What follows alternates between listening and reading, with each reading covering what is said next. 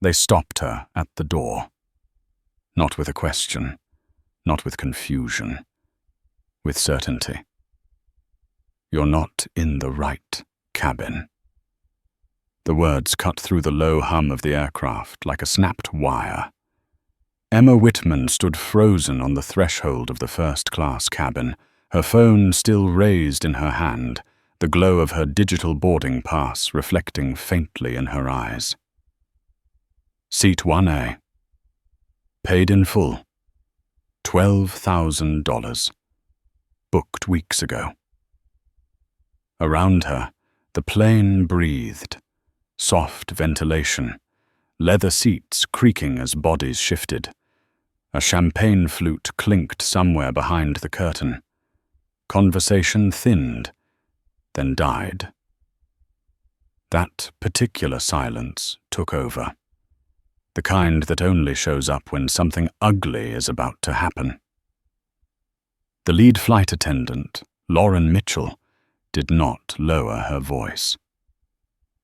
"This section is reserved for first-class passengers," she said, already angling her body to block the aisle. Her posture was practiced, shoulders back, chin slightly raised, the stance of someone used to being obeyed without question. Emma blinked once, slowly. "I am first class," she said. Calm, even, not defensive. Lauren's eyes moved. Not to the boarding pass, to Emma's shoes first. Black sneakers, worn, clean, but tired. Then the leggings, then the beige trench coat, softened at the seams, the fabric broken in by years, not price tags. Finally, Lauren looked at Emma's face. 41. No makeup to speak of. Hair pulled back without ceremony. A face that didn't ask for permission or attention. Lauren smiled, but it never reached her eyes. "Sweetheart," she said, lowering her voice just enough to sound polite, not enough to be kind. "Economy boarding is behind you." Behind them, someone sitaid loudly. A man muttered, "Come on." Another voice whispered, "Unbelievable." Emma felt the heat rise at the base of her neck. Not anger. Recognition. She had felt this before. Boardrooms, airports, hotels. The moment where a room decided who you were allowed to be. She turned her phone slightly so the screen faced Lauren. "Seat 1A, Emma said. "You can scan it." Lauren didn't take the phone. Instead, she tilted her head and let out a short breath through her nose, a sound somewhere between disbelief and irritation. "Digital passes glitch all the time," she replied, "especially upgrades."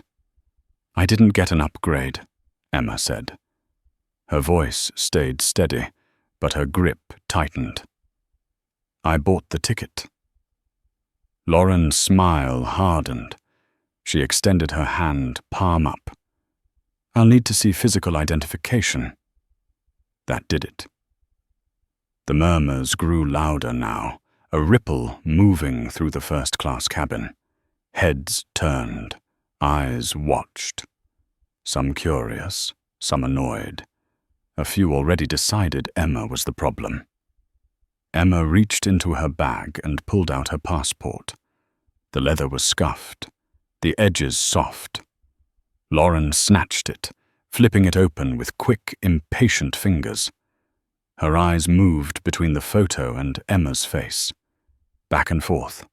Once, twice, everything matched. Lauren snapped the passport shut. "Well," she said, handing it back without apology, "this is highly unusual." She stepped half an inch to the side. Not enough to invite. Enough to force Emma to squeeze past. "Turn left," Lauren added. And please be careful with that bag. We don't want to inconvenience other passengers. The words landed like a slap wrapped in velvet. Emma stepped forward. The cabin smelled like leather and citrus cleaner. Warm, controlled, designed to make people forget gravity and consequences. She reached her seat. 1A, a private suite, sliding door, wide window. She stowed her bag overhead and sat down, her breath releasing in a slow, measured exhale. Across the aisle, a man in a navy suit watched her openly. Bradley Collins, early 50s, silver at the temples, cufflinks that caught the light when he moved. He held his champagne glass like it was part of him. Lauren reappeared instantly at his side. "Welcome back, Mr. Collins," she said brightly. "Champagne is chilled just the way you like it." Bradley smiled without warmth. "About time," he said, glancing toward Emma's seat. "Bit of a delay there." Lauren followed his gaze, her lips pressed into a thin line. "I'll take care of it," she murmured. Emma opened her book, a thick hardcover. History. She did not look up, but she felt it.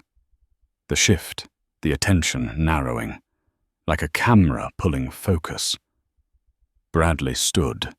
His knees cracked slightly as he rose into the aisle. He stretched once, casually, then looked down at Emma like she was occupying borrowed space. "There's been a mistake," he said, loud enough for the cabin to hear. Lauren was beside him instantly. "What seems to be the problem, Mr. Collins?" Bradley gestured at Emma's seat. "That one." Emma turned a page.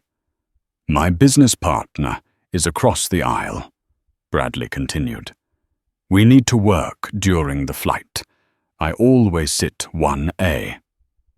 Always." Lauren nodded, already tapping at her tablet. A performance, fingers moving, eyes serious. "I understand," she said softly. "Let me see what I can do." She leaned in close to Bradley, lowering her voice just enough to pretend discretion. "We prioritize our diamond members," she whispered, not whispering at all. Emma felt the words like a blade sliding between her ribs, a tap on her shoulder. She looked up.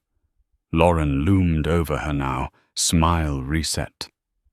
Plastic, polite. "Miss," she said, "we're going to need you to move."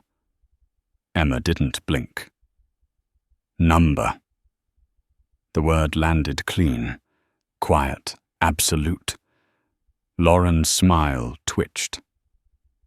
"This gentleman requires the seat for business purposes," she said. "We can move you to 2A. "I chose this seat," Emma replied, "for the privacy." Bradley scoffed. "You'll survive." Emma turned her eyes on him then, really looked, saw the assumption, the entitlement, the certainty that the world bent toward men like him. "I'm not moving," she said again. The cabin went silent. Bradley's face flushed. "Look," he snapped. "I don't know how you got up here. Miles. Employee favor. Whatever. But I actually matter to this airline." Emma closed her book. Slowly. Deliberately. "So do I," she said. Lauren leaned closer, her voice dropping, sharp now. "You are causing a disruption." "No," Emma replied. "You are." Lauren straightened. "If you don't comply, I will escalate this to the captain." "Please do," Emma said. Lauren froze. For a half-second, uncertainty flickered across her face. Then it vanished, replaced by resolve. She turned on her heel and marched toward the cockpit. Bradley exhaled, satisfied. "Unbelievable," he muttered. "The entitlement." Emma watched him with eyes that gave nothing away. Inside her chest, something old and cold settled into place. She had come here to observe. She had come here to listen. She had come here to see who people were when they thought no one important was watching. And now, the real test had begun. Captain Robert Hale came out of the cockpit already irritated. You could see it in the way he walked. Fast, purposeful. A man who believed every problem had a simple solution if people would just stop being difficult. His uniform was immaculate, pressed sharp enough to cut. 55 years old. 25 years in the air. He had landed planes in crosswinds and thunderstorms, and once, years ago, talked a panicking co-pilot through an engine failure over Montana. He did not like surprises. He did not like delays. And he especially did not like being summoned into the cabin before pushback. Lauren met him halfway down the aisle, whispering urgently, her hands moving as she spoke. She gestured toward seat 1A, without ever pointing directly, the way people do when they don't want to look accusatory, but very much are. Hale's jaw tightened. He nodded once. That was all. When he reached Emma's row, he stopped just short of her suite, looming slightly, his shadow falling across her armrest. He didn't look at her immediately. He looked at the seat, the manifest on his tablet, the faces of the watching passengers. Then finally, he looked at Emma. "Ma'am," he said, voice low, controlled, carrying the authority of someone used to ending conversations. "I'm told you're refusing to comply with crew instructions." Emma met his gaze. She did not shrink. She did not apologize. She did not rush to explain. "I'm refusing to give up a seat I paid for," she said. "There's a difference." Hale exhaled through his nose, slow and deliberate. "The crew has the authority to reassign seats for the smooth operation of the flight." "For safety," Emma replied, "or operational necessity, not preference." A flicker passed through Hale's eyes. Annoyance. Surprise. He had not expected that level of precision. Behind him, Lauren crossed her arms, lips pressed tight. "This passenger is being uncooperative," Lauren said, louder now, for the benefit of the cabin. "She's creating tension." Emma turned her head slightly. "I haven't raised my voice once." Bradley shifted in the aisle behind them, impatient. "Captain, we don't have all day. Some of us have actual work to do." Hale closed his eyes for half a second. Then he opened them and made a decision. "Ma'am," he said, "I'm going to ask you to move to seat 2A. That seat has been flagged as inoperative, so we'll need to relocate you to economy. 34B, middle seat." The words landed like a physical blow. Emma stared at him. "You're moving me from first class to a middle seat in economy." "Yes," Hale said. "We'll refund the fare difference." Emma's pulse ticked once in her throat. "Because a Diamond member wants my seat. Because this situation is escalating," Hale replied. "And you're delaying the flight." "That's not true," Emma said quietly. "I boarded. I sat down. I said no to an unfair request. Lauren stepped forward. Watch your tone. Emma looked at her then. Really looked. Saw the tightness around her eyes. The fear beneath the confidence. The need to be right in front of an audience. This is your final instruction, Hale said, crossing his arms. You can move to 34B, or you can deplane. The word deplane rippled through the cabin like electricity. Phones shifted in hands. A woman across the aisle stopped mid-sip. Someone in the back muttered, "This is ridiculous." Emma felt the weight of the moment press down. Not panic. Clarity. She stood. Bradley smiled. Lauren relaxed, just a fraction. I won't take 34B, Emma said. Hale nodded once. Then I'm instructing you to leave the aircraft. I won't do that either, Emma replied. But I will step out to make a phone call. Hale's patience snapped. You don't get to negotiate, Ma'am. Emma picked up her bag, slow and deliberate, before Lauren could touch it. She looked Lauren directly in the eyes. You've made a serious mistake today, she said. Lauren scoffed. The only mistake was letting you board. Emma walked down the aisle as the murmurs followed her. She felt eyes on her back. Some sympathetic, some satisfied, some already rewriting the story in their heads so they didn't have to feel uncomfortable. At the aircraft door, cold air rushed in as it opened. The jet bridge smelled like metal and winter. Emma stepped out without looking back. Behind her, Lauren's voice carried, "Get security to escort her."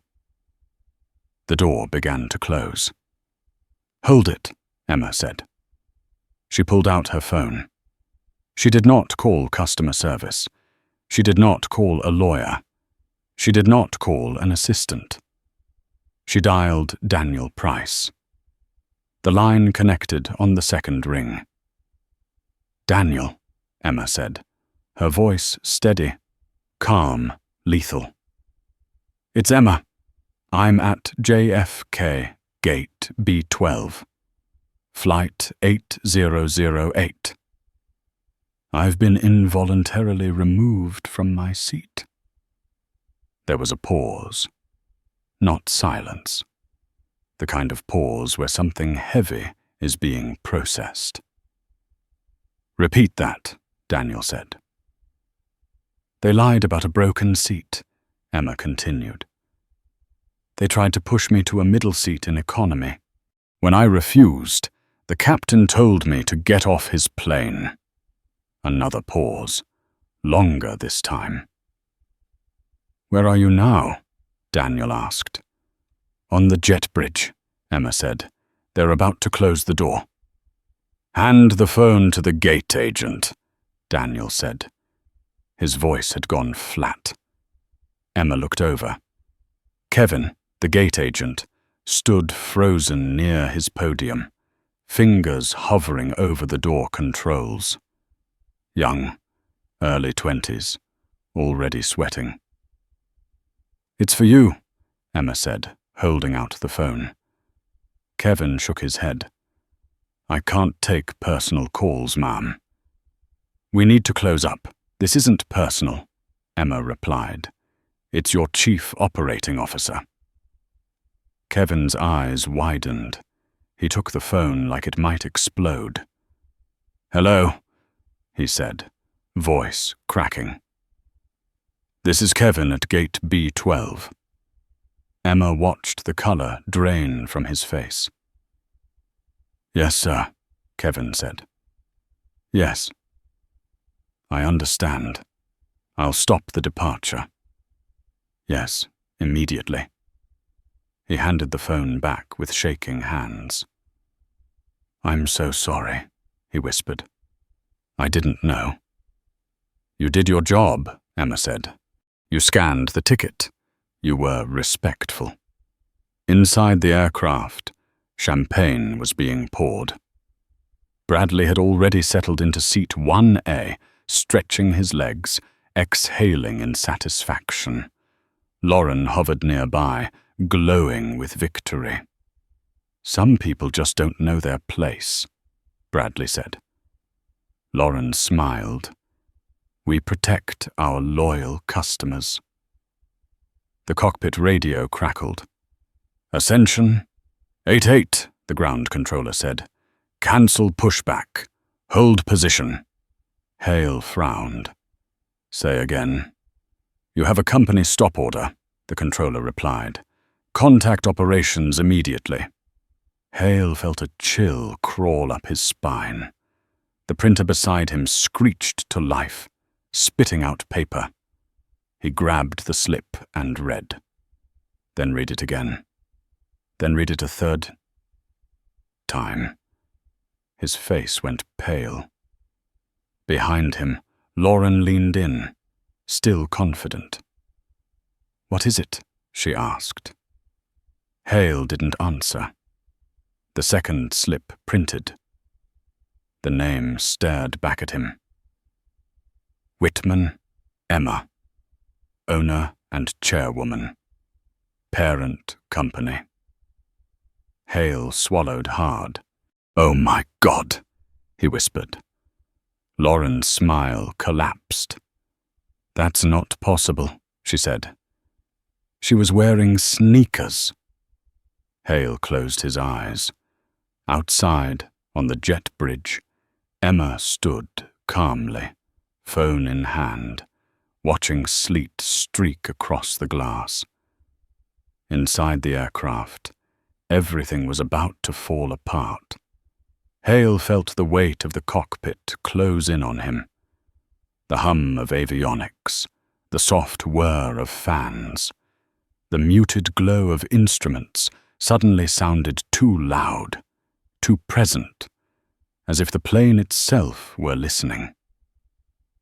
He stared at the paper in his hands, the words blurring and sharpening all at once. Owner and chairwoman. Parent company. He had flown through turbulence that rattled teeth. He had handled medical emergencies at altitude without flinching. This was different. This was the slow, suffocating realization that a single decision, made to keep the schedule clean, had just detonated his career. Behind him, Lauren leaned closer, her perfume sharp in the confined space. Captain, she said, forcing a laugh that cracked halfway through. There's been some kind of mistake. That can't be her. She didn't say anything. Hale turned to her, eyes hollow. She didn't have to. The printer spat out another strip. Hale tore it free. The message was short, brutal. Reboard Emma Whitman immediately. Apologize. Do not depart. Hale's throat tightened. We removed the owner of the airline from her own aircraft, he said quietly. Saying it out loud made it real, made it irreversible. Lauren's face drained of color. Her hands flew to her mouth, smearing the perfect line of lipstick. I didn't know, she whispered. How was I supposed to know? You were supposed to listen, Hale snapped, the edge in his voice slicing through the cockpit. She told you she paid. She told you the seat was hers. Lauren shook her head, panic rising. She was calm. They're always calm right before they cause trouble. That's not a rule, Hale said. That's a prejudice. The first officer sat frozen in his seat, eyes darting between them, already calculating distance. He wanted no part of the blast radius. We need to fix this, Hale said, forcing his voice steady. Now. He stood, smoothing his jacket with hands that no longer felt steady. "Lauren, go get her. Bring her back on board. Immediately." Lauren recoiled. "Me?" "You," Hale said. "You escalated this. You go make it right." Her breath came fast. "What am I supposed to say?" Hale met her gaze, hard. "You apologize." Outside, the jet bridge door slid open. Cold air rushed in, biting. Lauren stepped out, her posture already changing, shoulders slumping, chin lowering. The confidence she had wielded minutes earlier was gone, replaced by something thin and desperate. Emma stood near the window, phone still in hand, her reflection faint against the glass. She looked composed, unbothered, like someone waiting for an overdue meeting, not a public reckoning. Lauren approached slowly, heels clicking too loudly on the metal floor. "Miss Whitman," she said, voice trembling. "We've sorted out the confusion." Emma turned her head slightly. "Just enough." Lauren swallowed. There was a system error. "Seat 2A is functional. We can move Mr. Collins." Emma studied her the way a surgeon studies a scan. Calm, precise, unemotional. "You want me to come back because you know who I am now," Emma said. Lauren flinched. "We treat all our passengers with respect." "No," Emma replied. "You treat people you think are important with respect." Lauren's eyes filled. "Please, I have a mortgage. I have—" "Stop," Emma said softly. The word carried more force than shouting. "If I were still just the woman in sneakers, you'd be laughing about me in the galley right now." Lauren's shoulders sagged. She had no answer. Footsteps echoed from the terminal. A man in a heavy coat jogged onto the bridge, breath fogging in the cold air. Richard Barnes, station manager, tie crooked, hair damp with sleet. "Miss Whitman," he said, stopping short. "I'm Richard Barnes. I am deeply sorry." Emma nodded once. "Hello, Richard." Barnes turned sharply to Lauren. "Prepare the cabin for inspection." Lauren's mouth fell open. "Inspection?" Emma's voice cut in. "I'm reboarding, but this aircraft isn't leaving until I speak with the flight deck." Barnes gestured toward the open door. "After you." Inside the cabin, the mood had shifted. The low hum of confidence had evaporated, replaced by a brittle stillness. Bradley stood in the aisle, briefcase clutched tight, his earlier satisfaction replaced by irritation. "This is absurd," he said loudly. "I'm not moving." Emma stepped into the cabin. Every head turned. She did not rush. She did not apologize. She walked with the quiet authority of someone who did not need permission to occupy space. "Mr. Collins," Emma said. Bradley spun around. "You again. Look what you've caused." "Mr. Collins," Barnes cut in, voice firm. "This is Emma Whitman." The words landed heavy. Bradley's mouth opened, closed. He looked at Emma. Her shoes, her coat, her calm. "She owns the airline," Barnes said. The silence that followed was absolute. Bradley's face flushed a deep, alarming red. He shoved his platinum card into his pocket, as if embarrassed by it. "I didn't know," he muttered. "You didn't have to," Emma replied. "You just had to be decent." She moved past him toward the cockpit.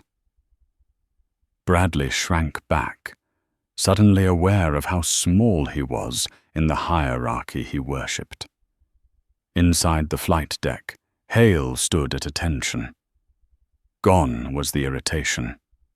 Gone was the authority. What remained was a man waiting for judgment. "Captain Hale," Emma said. He turned slowly, eyes dull.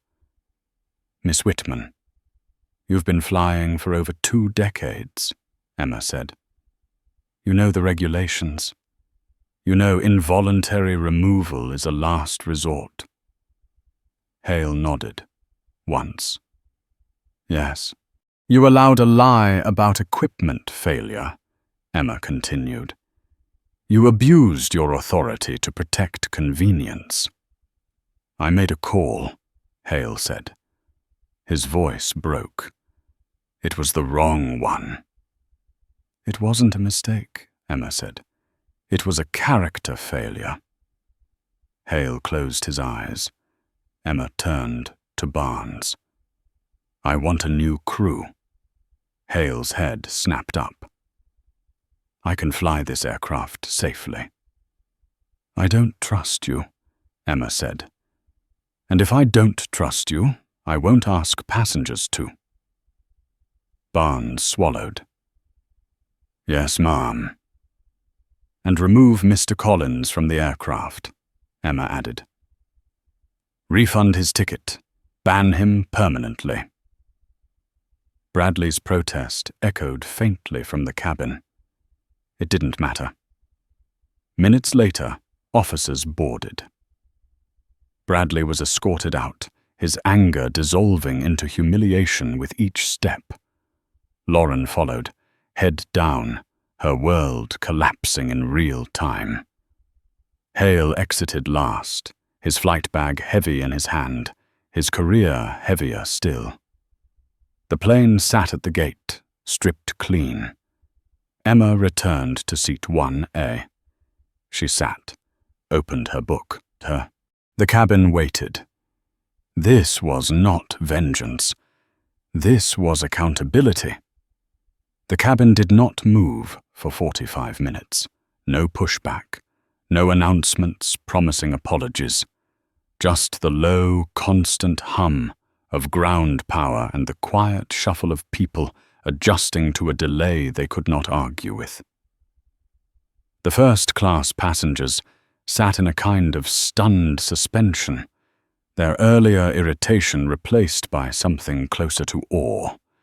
They had witnessed a public collapse of authority, and none of them were quite sure where to put their eyes now. Emma remained in seat 1A, her book open, her posture unchanged. She read, but she also listened. The way the air shifted, the way whispers died the moment she lifted her gaze. Power did that, not loudly, invisibly. A new voice finally broke the silence. "Ladies and gentlemen, thank you for your patience." It was calm, female, grounded. Emma looked up as Captain Sarah Lawson stepped into the cabin. Early 40s, hair pulled back without ceremony.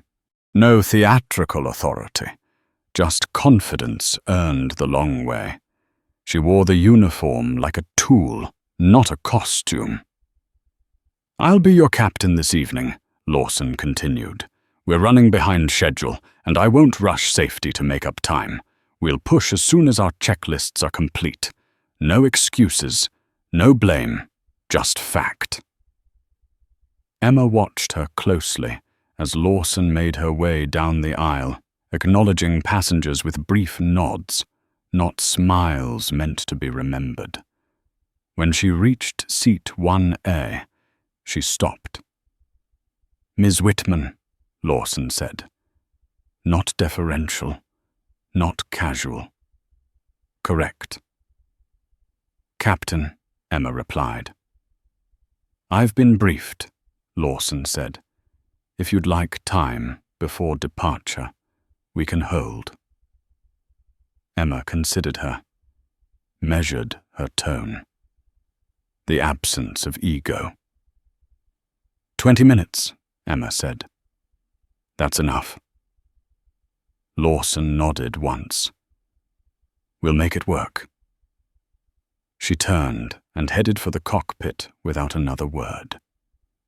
The engines finally came alive with a low, resonant vibration that traveled through the cabin floor and into bone. The plane pushed back into the grey, sleet streaking across the windows, the world blurring as the aircraft turned toward the runway. As the wheels lifted, the tension that had knotted the cabin loosened, just slightly. The climb was smooth, decisive. Lawson flew like someone who trusted the machine and herself equally. When the seatbelt sign chimed off, service began again. Not fawning, not cold, balanced. The new lead flight attendant, Mark Ellis, approached Emma's seat. Mid-50s, weathered face, eyes that had seen every version of human behavior at altitude. "Sparkling water," he said. Not asking, remembering. "Yes," Emma replied. As he poured, she watched his hands. Steady, careful, respectful without fear. "How long have you been flying?" she asked. 22 years, Mark said. "Started loading bags back in 2002. "And you stayed," Emma said. Mark smiled faintly. Someone had to do the work. The cabin lights dimmed as the aircraft leveled off. Most passengers settled into sleep, the adrenaline of the earlier drama giving way to exhaustion. Emma stayed awake, laptop open now, the glow illuminating her face as she scrolled through internal reports that had already begun flooding in. Complaints buried, patterns ignored.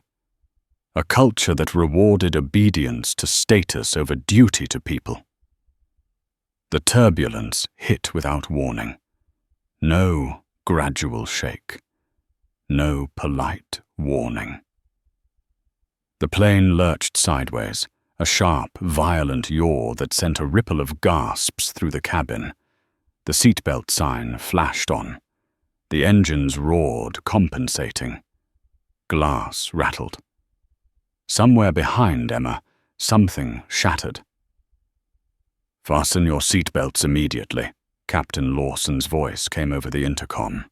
Calm, focused. "Flight attendants, take your jump seats." The aircraft dropped. Not far, not long, but enough to steal breath. Emma gripped the armrests, muscles tight, heart steady. She had flown through worse, but this was the kind of turbulence that tested instinct. Clear air, unpredictable. A call light chimed from row 4. An elderly woman stood, confusion on her face, cane slipping from her hand as she tried to reach for it. "Ma'am, stay seated," Mark shouted from the galley, already strapped into his jump seat. She didn't hear him.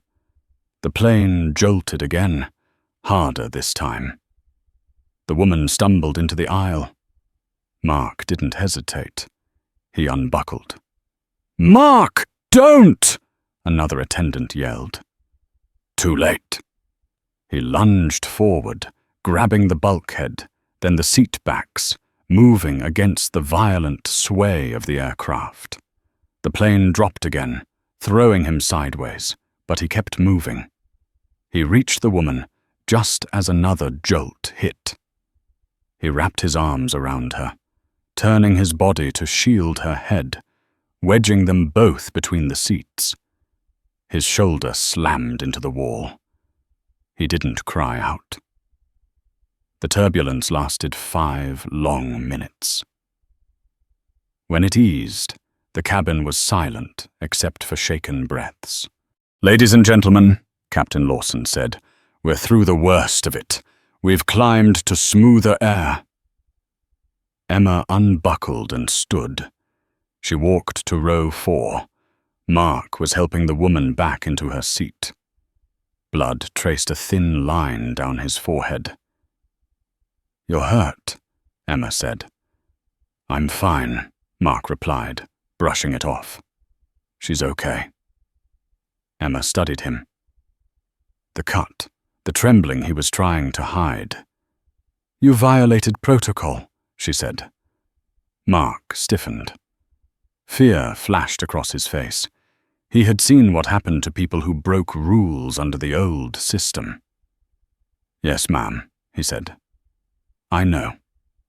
"If the previous captain were here," Emma said, "you'd be suspended." Mark nodded. "I understand." Emma reached into her pocket and handed him a clean handkerchief. "Good thing he isn't," she said. "You protected a passenger at personal risk. That's judgment. That's character." Mark stared at her, stunned. "I want you in the training department," Emma continued. "Actually, no. I want you running in flight standards." His mouth opened slightly. "Ma'am?" "I don't care how you look in a uniform," Emma said. "I care what you do when things go wrong." Mark swallowed hard. "Thank you." The flight continued smoothly after that. Passengers slept. The Atlantic stretched endless and dark beneath them. By the time the plane descended into London, the storm had passed. The landing was clean, precise. Emma was the first off the aircraft. A car waited on the tarmac, bypassing the terminal. She did not linger. There was work to be done. At 9 sharp the next morning, she stood in the boardroom at headquarters, still wearing the same coat, the same shoes. Executives shifted in their seats as she entered, tension thick. She did not sit. She placed her bag on the table. It landed with a dull, final thud. "This bag," Emma said, her voice level, "is why I was removed from my own plane." No one spoke. "We have confused luxury with indulgence," she continued. "We have mistaken status for value."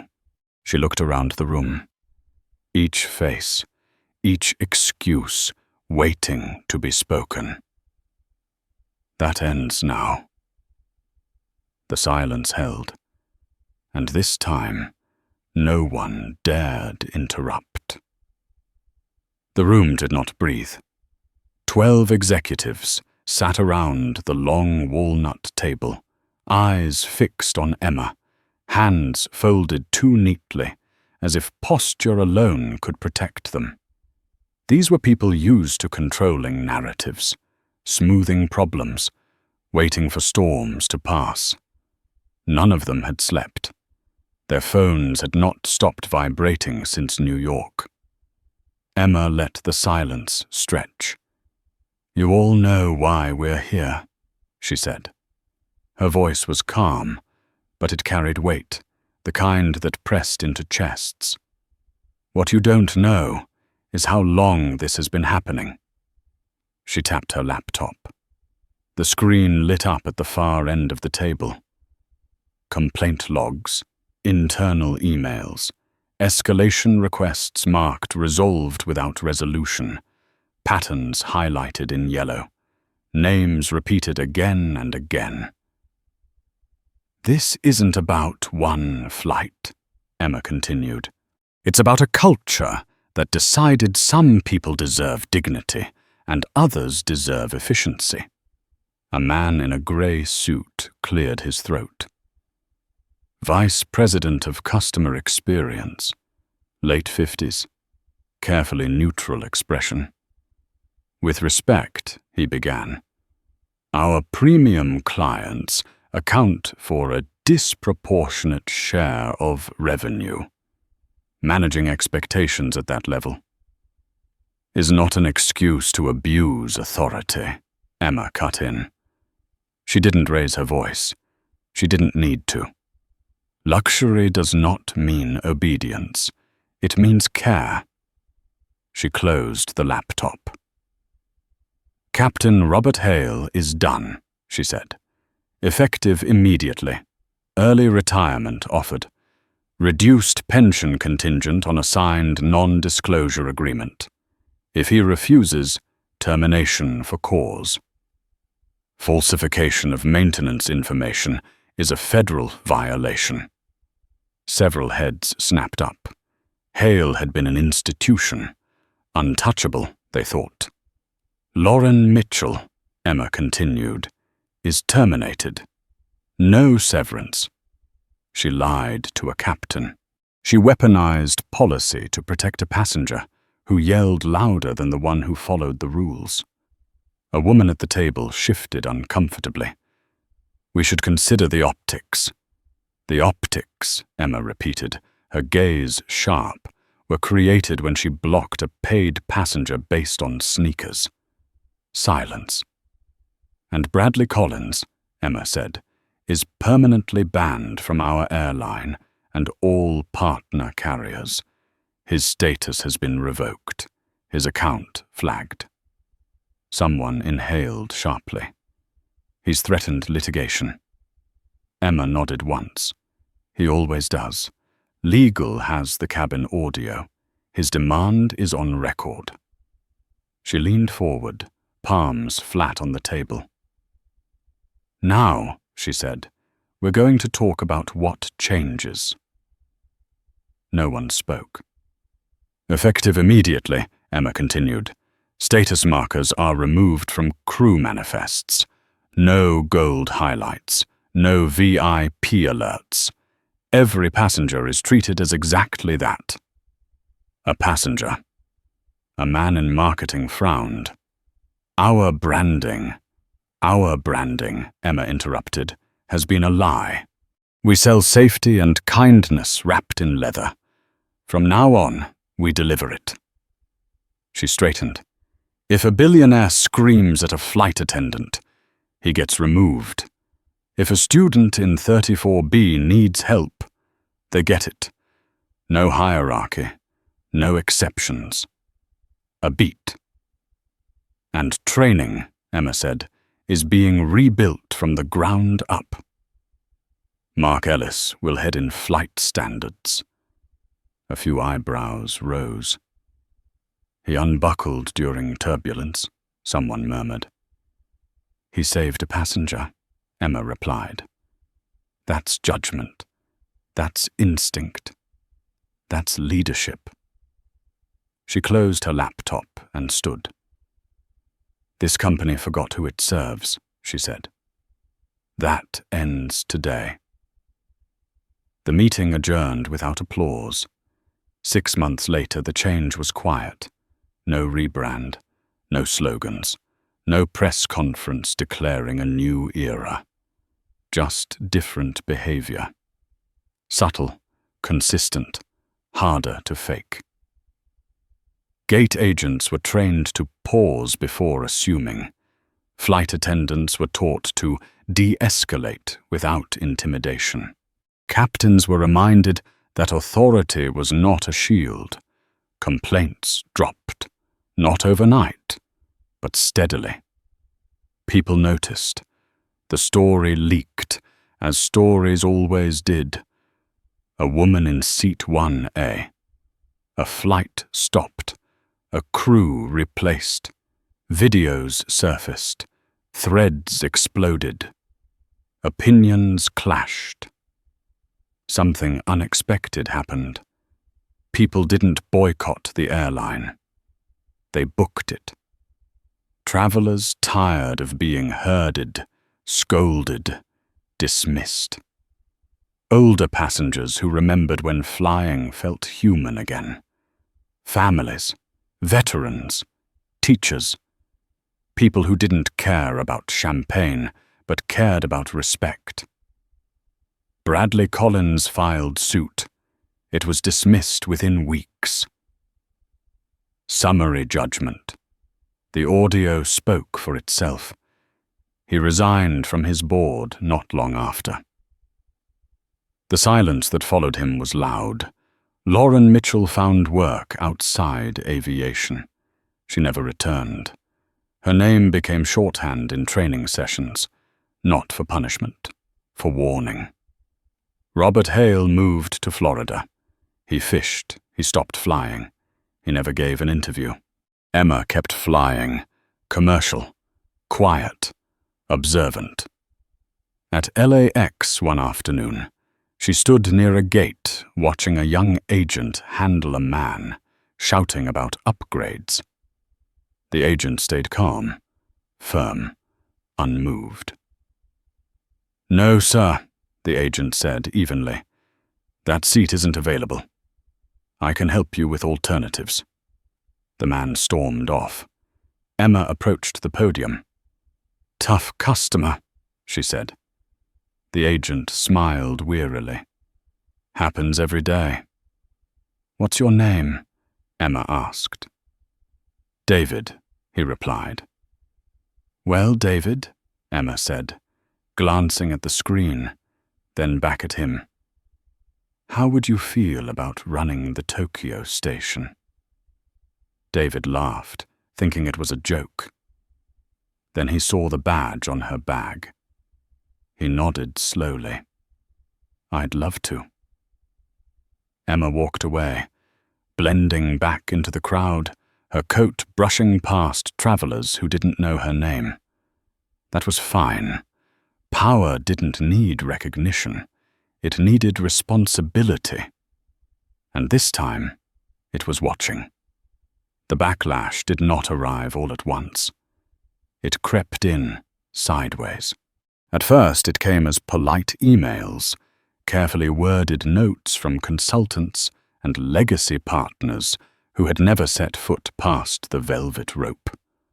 They praised the airline's values and quietly asked whether the changes were temporary, whether the removal of status indicators was a phase, whether exceptions could still be made, discreetly, for the right people.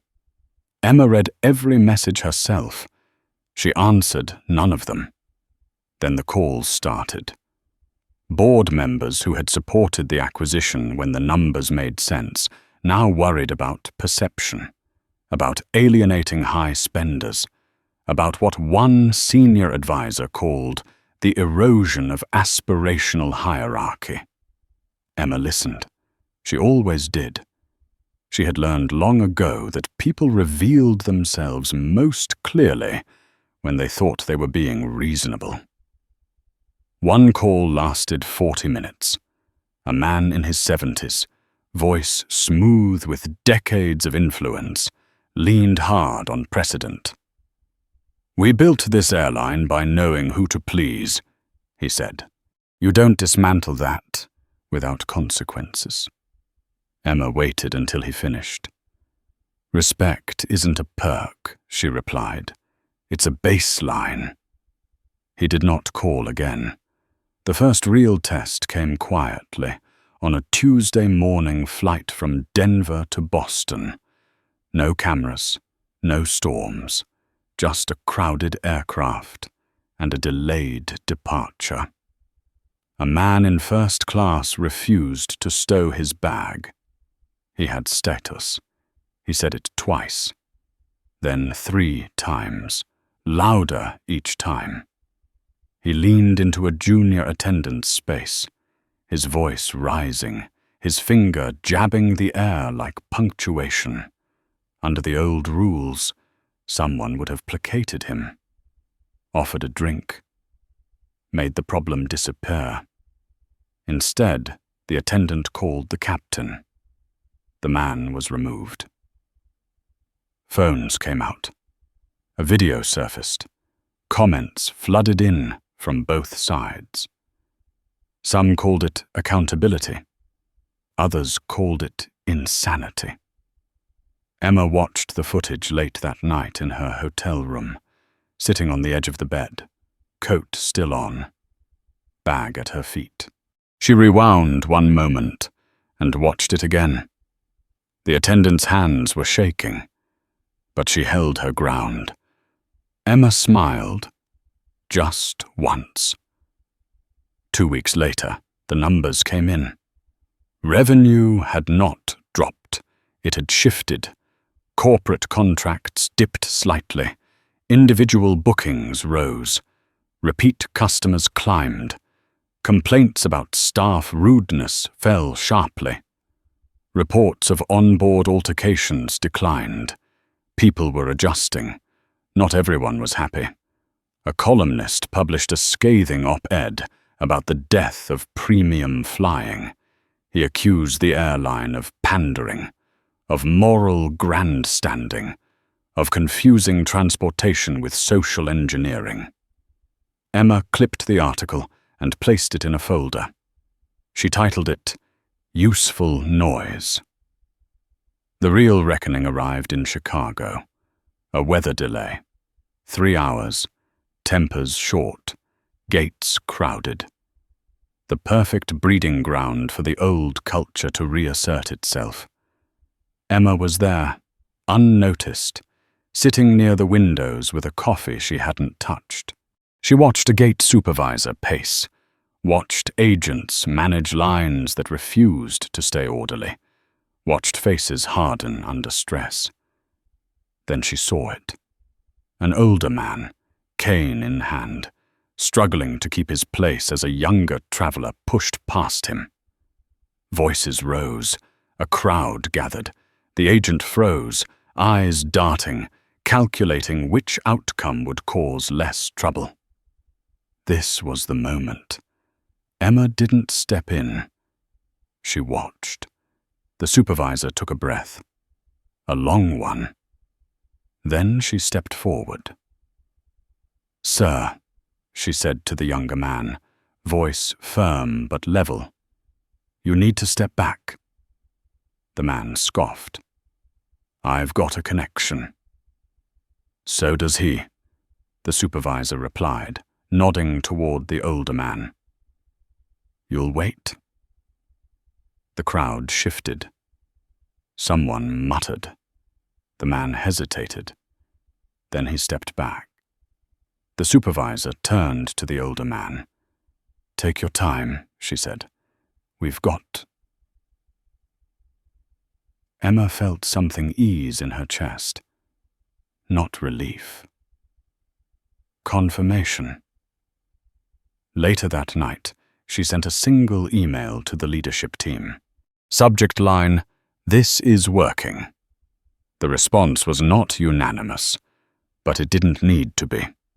6 weeks after the flight, Emma stood at the training center outside Dallas, watching a new class of attendants practice de-escalation scenarios. No scripts, no platitudes, just real situations and hard choices. Mark Ellis stood at the front, sleeves rolled up, a whiteboard behind him. "What matters," he was saying, "is not who they are. It's what's happening." A trainee raised her hand.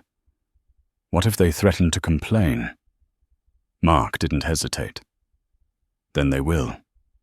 And we'll handle it. Complaints are not weapons. They're information."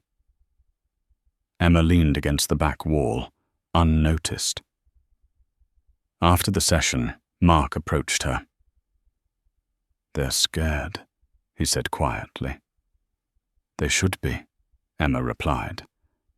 "They're unlearning something." She walked through the hangar afterward, the smell of fuel and metal grounding her. This was the part of aviation she loved. the part that didn't lie. Her phone buzzed. Daniel Price. "They're calling for an emergency board session," he said. "Some of the legacy investors want reassurances." Emma stopped walking. "Schedule it," she said. "They want you to soften the language," Daniel added.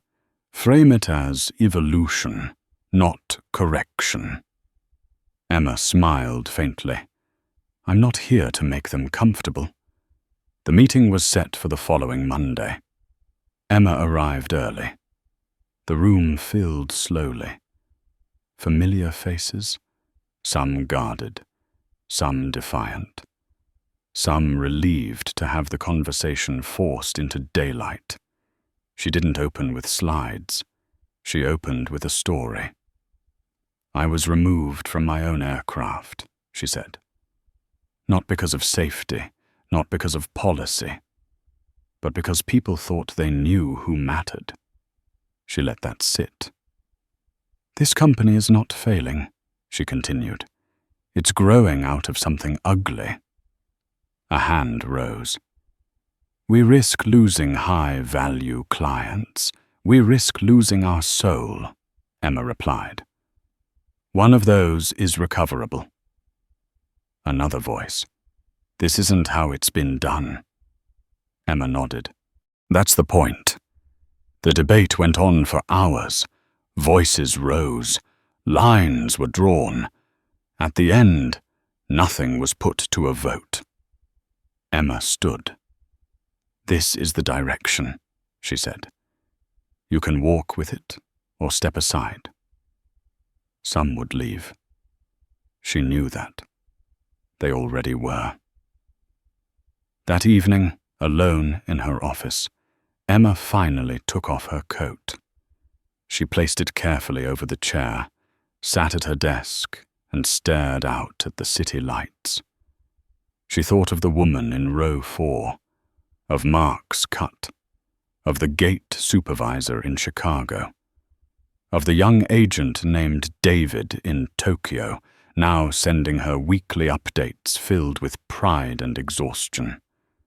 Change was not loud. It was relentless. Her phone buzzed once more. A message from customer feedback. Subject: "Thank you." She opened it. Just a sentence. "I felt seen today." Emma closed the laptop.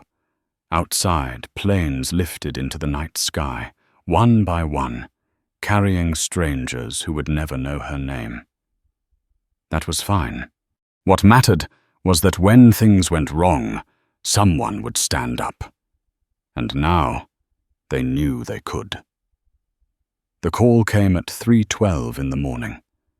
Emma answered it on the first ring. "Say it," she said. Daniel Price didn't waste time. "We have a situation."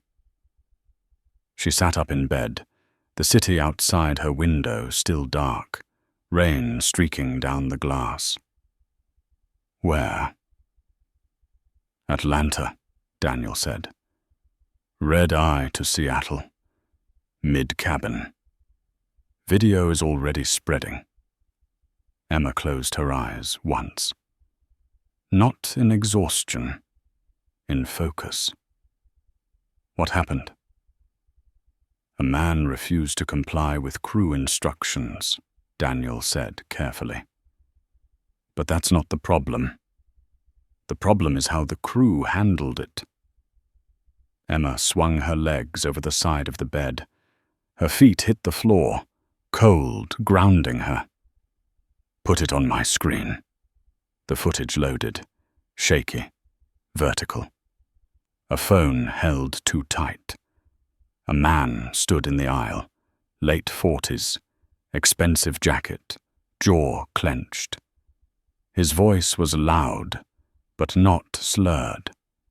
He was angry, not dangerous. A flight attendant stood inches from him, face rigid, voice sharp. "You need to sit down now," she said, "or I will call security." "I'm asking a question," the man replied. Why am I being moved? You're causing a disturbance, the attendant snapped. Emma paused the video. What seat? She asked. Exit row, Daniel said. He boarded late. They reassigned him without explanation. Emma resumed the clip. Another passenger spoke up. He's not yelling, a woman said. You are. The attendant turned on her. Ma'am, stay out of this. Emma paused it again. Who's the captain? She asked. Michael Torres, Daniel replied. Solid record, no prior issues. And the attendant. Daniel hesitated. New. 6 months. Emma exhaled slowly. What happened next? Security boarded, Daniel said. The man complied eventually. But the tone, it wasn't aligned. Emma watched the rest without interruption. The man sat. The flight departed. The comments underneath the video scrolled fast and unforgiving. This is exactly what she said she was fixing. They don't get it yet, not fully. Bring Torres and the attendant in, Emma said. Tomorrow, in person. That's going to be seen as punitive, Daniel warned. Training isn't punishment, Emma replied. Avoidance is. She ended the call and stood by the window, watching a plane lift into the night, its lights blinking steadily against the dark. By noon the next day, the room was ready. Not a boardroom, a smaller space, neutral, no long table to hide behind. Captain Torres sat upright, hands clasped, face tight with controlled worry. The attendant sat beside him, shoulders stiff, eyes darting. Emma entered without ceremony. She didn't sit. She played the video, no commentary. No framing, just the footage. When it ended, she looked at them. What were you feeling? She asked the attendant. The young woman swallowed. Threatened. By what? Emma asked. He wouldn't sit, the attendant said. People were watching. Emma nodded. And when people watch, what happens? You lose control, the attendant said quietly. Emma turned to Torres. And you? Torres cleared his throat. I trusted my crew. That's not what I asked, Emma said. Torres hesitated. I didn't want the situation to escalate. So you escalated it, Emma said. Silence. Emma stepped closer. Not aggressive. Intentional. This is where culture breaks, she said. Not in malice, in fear. The attendant's eyes filled. I followed procedure. You followed instinct, Emma replied. Procedure would have required explanation, de-escalation, distance. She turned to both of them. You weren't wrong to act. You were wrong in how. Neither spoke. I'm not firing you, Emma said. The attendant looked up sharply. I'm grounding you, Emma continued. Both of you. For retraining. Torres nodded immediately. The attendant exhaled, a breath she'd been holding since the night before. You will sit in a room, Emma said, and watch footage of yourself until you understand what the passengers felt. She paused. Then you'll go back. Better. They stood, thanked her. Left. Daniel watched from the doorway. Some people won't like that. Emma didn't look at him. Some people shouldn't. That afternoon, she walked the concourse at JFK alone. No entourage, no badge. just a woman moving through a system she was reshaping. At gate 27, she saw a family arguing softly, a missed connection, a child crying, an agent kneeling to speak at eye level. Emma stopped. The agent's voice was calm. "We'll get you there," she said. "Not today. But we will." The mother nodded, tears falling anyway. Emma turned away before she was noticed. Later, in her office, she found an envelope on her desk. No return address. Inside, a hand-written letter. "I flew your airline last week. I was scared to ask for help because I didn't want to be a problem. But someone noticed anyway. Thank you for changing something you didn't have to." Emma folded the letter carefully and placed it in her bag. The pushback came harder after that. An investor withdrew quietly. Another demanded a meeting. A third sold their stake publicly, citing misaligned values. The stock dipped. Then it stabilized. Then it rose. Not dramatically. Reliably. Emma addressed the staff in a recorded message. No script, no teleprompter. "This isn't about being nice," she said. "It's about being right." The comments poured in, some skeptical, many relieved. At a small airport in Iowa, a ramp worker watched the video on his phone during a break. He nodded once and went back to work. At a call center in Phoenix, an agent replayed it twice before answering the next call with a steadier voice. Change did not announce itself. It accumulated. One night, weeks later, Emma boarded another flight. Same coat, same bag.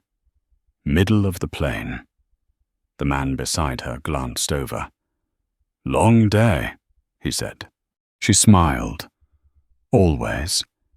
He didn't know who she was. That was the point. As the plane lifted, Emma rested her head back and closed her eyes. Somewhere below, policies were being rewritten. Conversations were being reconsidered. Decisions were being slowed just enough to include humanity. It wasn't finished. It never would be. But now, when power moved, it had a conscience riding with it. And that made all the difference. The investigation began quietly, not with press releases or grand announcements, but with spreadsheets opened late at night and call logs pulled without ceremony. Emma sat alone in her office, city lights flickering beyond the glass as patterns emerged that no one had wanted to see clearly before. Not isolated incidents, not bad apples, a system that had learned over years how to protect itself. The complaints told a story when read side by side. Passengers flagged as difficult for asking questions. Crew praised for keeping things moving after silencing dissent. Notes that used the same words again and again. Uncooperative, disruptive, non-compliant. Emma highlighted one sentence and stared at it for a long time. Passenger failed to demonstrate appropriate respect for crew authority. She closed the file. The next morning, she called legal. "I want an external audit," she said. "Full scope, employment practices, passenger removals, arbitration outcomes." There was a pause on the line. "That will surface things," counsel said carefully. "That's the point," Emma replied. Word traveled fast inside the company. Faster outside. A trade publication hinted at internal tensions. A blogger speculated about ideological shifts. A former executive gave an anonymous quote about an airline forgetting its place. Emma read everything. She did not respond. Instead, she flew. Not for optics, for data. Chicago, Phoenix, Newark.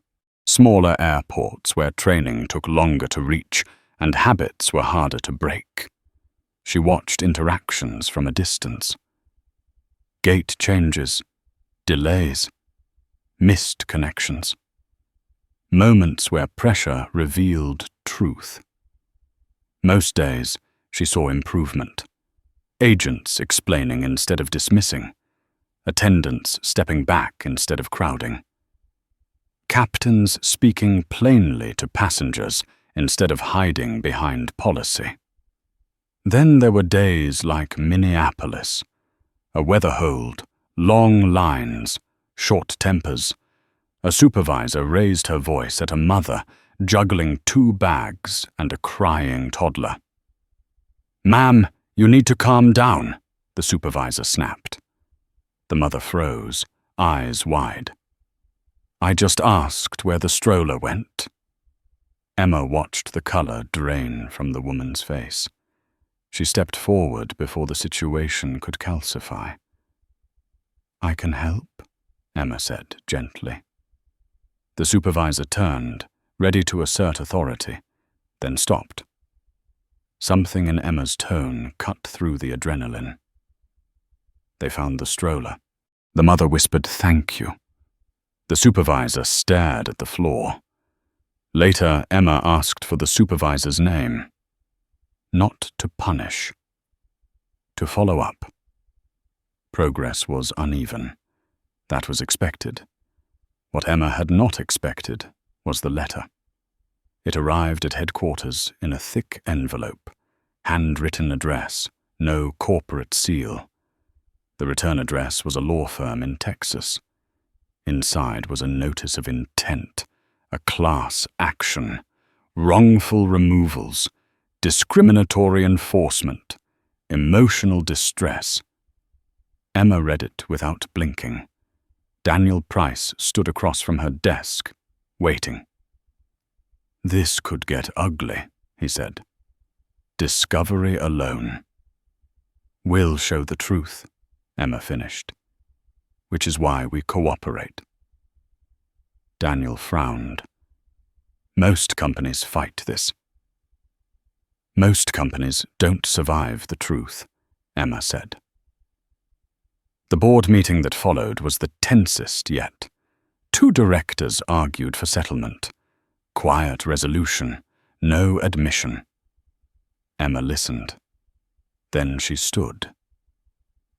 "We don't settle to make this disappear," she said. "We settle if the claims are valid, and the people harmed deserve restitution." A director leaned forward. "You're inviting precedent." Emma nodded. "Good." The vote passed narrowly. The news broke 3 days later. Headlines were sharp, some sympathetic, some ruthless. Stock dipped again.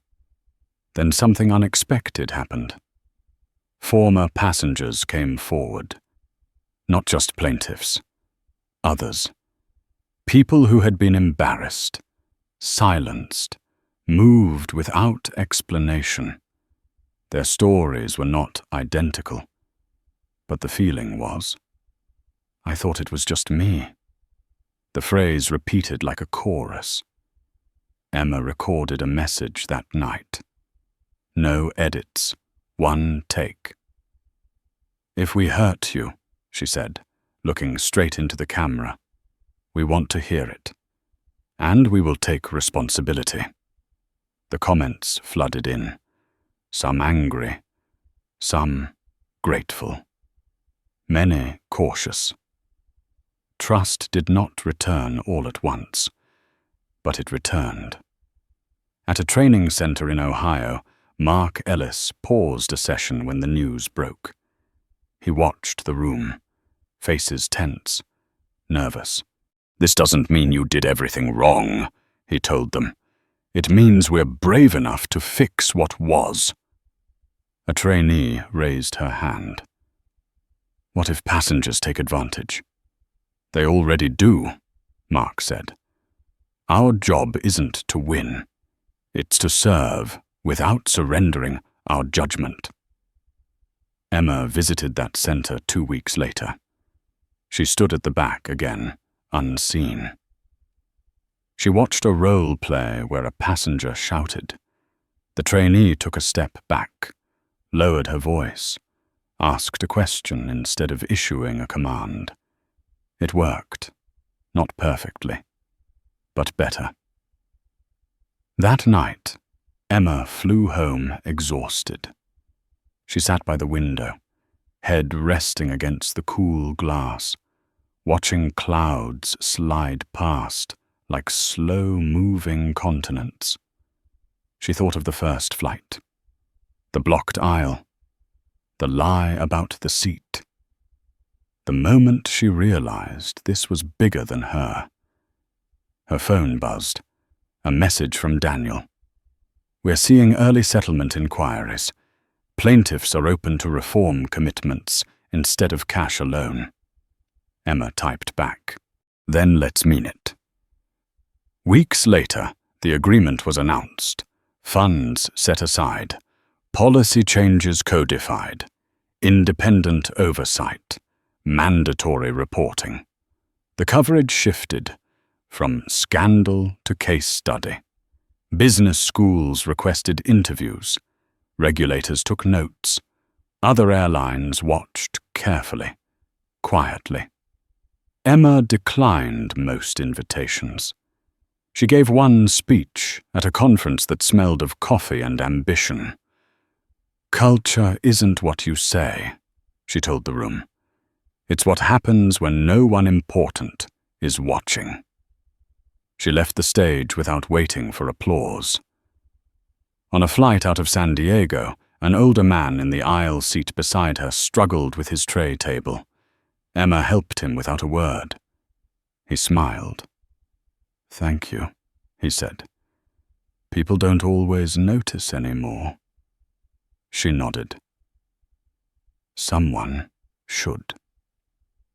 As the plane descended, Emma felt the familiar mix of fatigue and resolve settle in her chest. The work was not done. It never would be. But now, when the system bent, it bent toward people. And that was enough to keep going. The morning the consent decree was signed, Emma did not attend the press briefing. She was in a regional terminal in Montana, the kind of place where the carpet smelled faintly of snow and old coffee, where flights left early and came back late, and where people still said please without irony. She sat near the windows with her bag at her feet, watching a crew prepare an aircraft that would never make headlines. The announcement played overhead.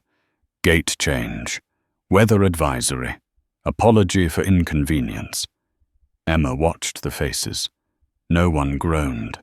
No one demanded compensation. They listened. They adjusted. They waited. That was new. Her phone buzzed anyway. "Daniel's name. It's done," he said. "Oversight board. Reporting timelines. Compensation fund. The works." "Good," Emma replied. "You're going to be asked why you didn't settle quietly," Daniel added. Emma watched a ramp worker guide a tug with careful hand signals. Because quiet is how it got this bad. She ended the call and stood as boarding began. No pre-boarding, no status call, just a line that moved because people let it. On board, the attendant greeted her with a nod that carried neither suspicion nor reverence, just acknowledgement. Emma took her seat and looked out the window as the plane pushed back. The mountains rose in the distance, steady and indifferent. The decree changed more than policy. It changed conversations. At headquarters, managers who had once dismissed complaints as noise now asked questions they hadn't before. What happened? How did it feel? What would help? Some asked out of fear, others out of curiosity, a few out of genuine care. Emma could tell the difference. She began holding listening sessions, not town halls, no microphones, small rooms, no slides. A baggage handler spoke about being told to ignore elderly passengers who moved too slowly. A gate agent admitted she had been rewarded for making problems disappear, not for solving them. A flight attendant said she had learned to smile through insults because complaining back never worked. Emma listened. She took notes. She did not interrupt. When it was over, she said one thing. You're not wrong to want the shift to end. You're wrong when you let that justify harm. The next session was harder. A captain stood up, early 60s, confident, defensive. Authority matters, he said. You erode it, you risk safety. Emma met his gaze. Authority that can't explain itself isn't authority. It's fear. He sat down slowly, not convinced, but quieter. The internal message boards lit up after that. Debates flared. Some accused the company of softness, others of finally growing up. Emma let it play out. Culture did not change by decree. It changed by friction. At an airport outside Tampa, a situation unfolded that would have once gone unnoticed. A woman missed a connection due to a crew delay. She raised her voice. She cried. She demanded. The supervisor listened, explained, offered options. When the woman continued, the supervisor said calmly, I can help you when we speak respectfully. If we can't do that, we'll pause.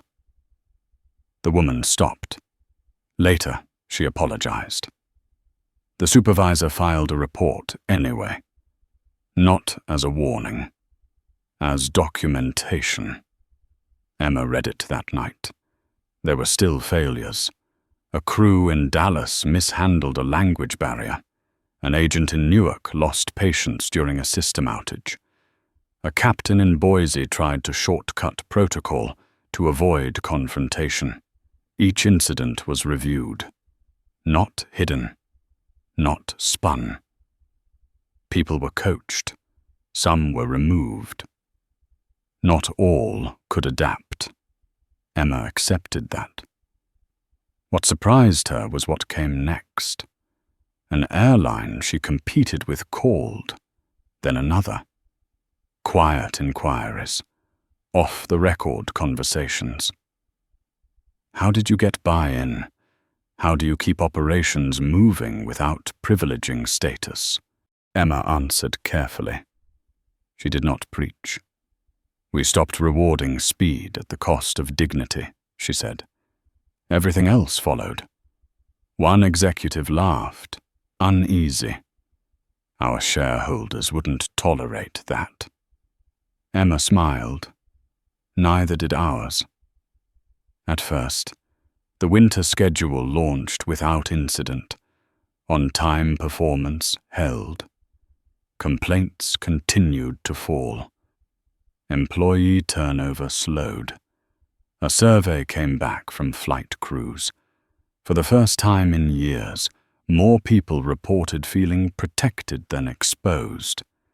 Emma printed that page and taped it inside her notebook. She continued to fly, always commercially, always quietly. On a flight to Vancouver, she sat next to a retired teacher. They talked about weather and grandkids. Nothing else. As they landed, the teacher squeezed her hand. It's nice when people take care of each other, she said. Emma nodded. Later that week, She stood at the edge of a hangar watching a plane return from a long haul.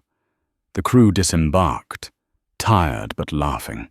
A mechanic wiped his hands on a rag and pointed something out beneath the wing. They listened. The work was still messy, still human. A reporter cornered her outside the building one afternoon. "Do you think this will last?" he asked. "Or is it a moment?" Emma considered him.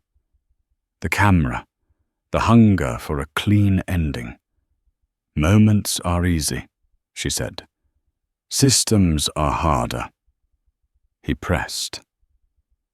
"Do you regret how public it became?" Emma shook her head. "Public is where accountability lives." That night, she opened an email from a former passenger. No subject line, just words. "I flew again. I was scared it would be the same." It wasn't. Emma closed the laptop and sat back. The city hummed outside. Traffic, sirens, life moving forward. She thought of the first morning, months ago, standing in a doorway being told she didn't belong. How small the moment had felt then. How vast it had become. She thought of the people who had lost jobs, the people who had gained confidence, the people who had learned, slowly, that power could be exercised without cruelty. None of it felt complete. That was the truth no one liked. Progress was not a finish line. It was maintenance.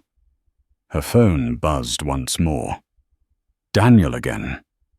"Tomorrow," he said, "we announce the next phase." Emma looked out at the lights. "Training," she said. "And leadership," Daniel added. "We're promoting from places we never did before."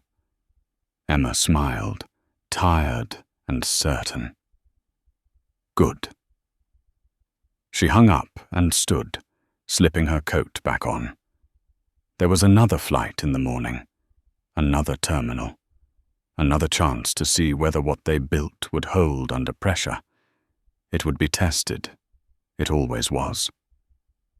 But now, when someone stood in an aisle and raised their voice, there would be a pause, a breath, a question instead of an order. That pause was fragile. That pause was everything. And Emma intended to protect it. The last flight of the year left just after dawn. Not a holiday rush, not a crisis, just another morning where people carried their lives in bags and expected to be treated like they mattered. Emma boarded near the middle, same coat, same bag, same quiet presence. No one recognized her. No one needed to. The aircraft filled slowly. A young couple argued softly about seats. An older man struggled with the overhead bin until another passenger stood to help. A flight attendant noticed before being called and stepped in without urgency, without your judgment, just assistance. Emma watched it all. This was the work now. Not policies, not headlines, the moments in between. At altitude, the cabin settled into its familiar rhythm. Pages turned. Screens glowed. Someone laughed quietly. Somewhere behind her, a child asked why the clouds looked like mountains. No one shushed him. The sound was allowed to exist. Emma closed her eyes. She thought about the versions of herself that had led here. The one who learned early that silence could be armor. The one who discovered that power was useless if it only protected itself. The one who stood in a doorway and realized that being underestimated was not an insult, but an opportunity. She had not planned to change an airline. She had planned to evaluate an acquisition. What she found was something older than mismanagement, something deeper than ego. A system trained to confuse efficiency with worth. Fixing that had cost her allies. It had cost her sleep. It had cost her the illusion that leadership could be clean. But it had given something back. It had given people permission. Permission to pause before escalating. Permission to explain instead of command. Permission to believe that doing the right thing would not leave them alone when it got hard. As the plane descended, the captain's voice came over the intercom. Calm, clear, unremarkable in the best way. Emma smiled faintly. At the gate, passengers stood without being told. Bags came down carefully. Someone dropped a phone, and another person picked it up before it hit the floor. Small things, invisible things, the kind that never made reports. Emma waited her turn to exit. The flight attendant met her eyes and nodded. Not gratitude, not deference, recognition.